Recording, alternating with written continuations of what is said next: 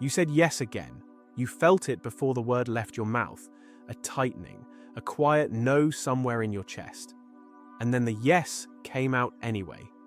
Automatic, smooth, like it always does. Now you are doing the thing you agreed to do, resenting every second, wondering what is wrong with you.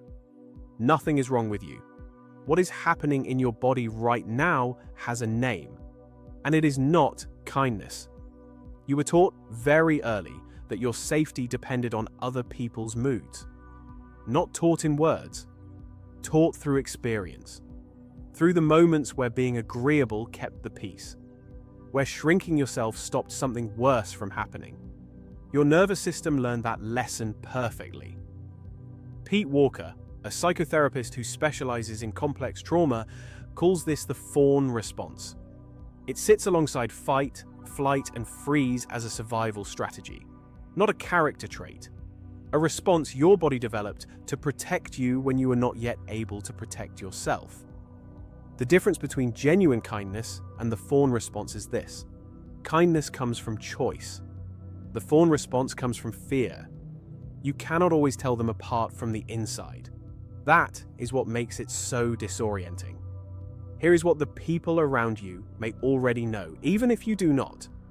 Certain people can feel this in you, not consciously, but they register that your boundaries flex, that your no rarely holds, that your comfort is negotiable, that your discomfort will not cost them anything.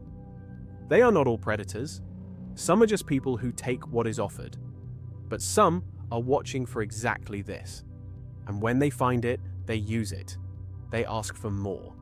They push past the edges. They interpret your yes as permanent permission. Your nervous system, still running the old code, keeps responding the way it always has. Keep the peace. Stay agreeable.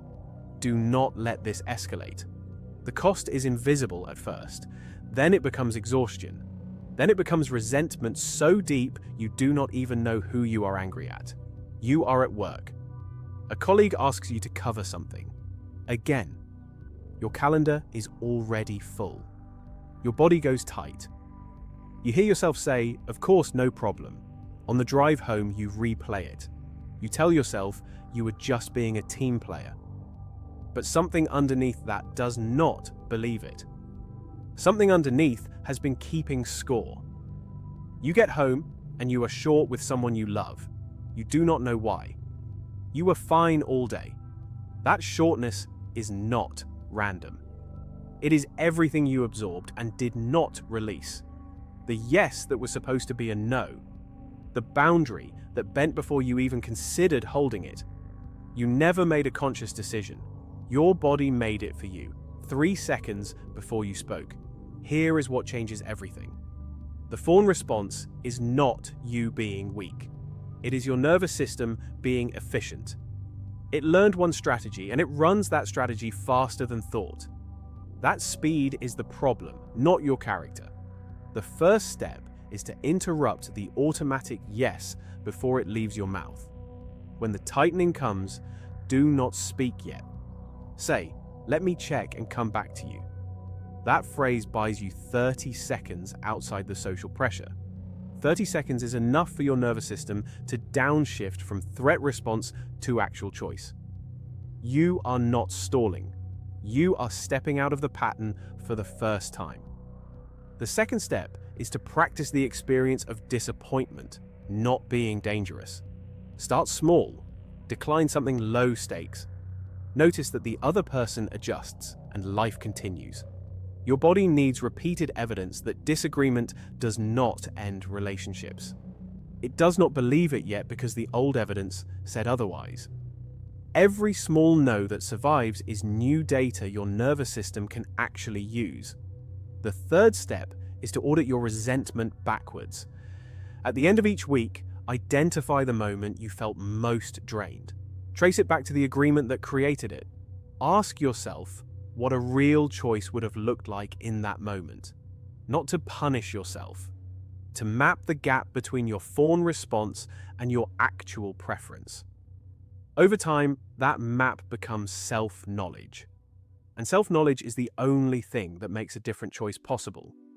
If you are watching this and thinking about someone who has built their entire relationship with you around your inability to say no, you already know what that means.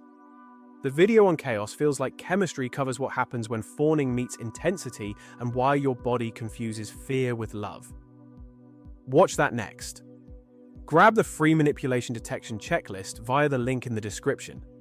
Follow StrikePsych on TikTok at StrikePsych and Instagram at StrikePsychOfficial for daily content. The yes that cost you everything and the person who never notices is not a relationship. It is an arrangement. And only one of you agreed to it.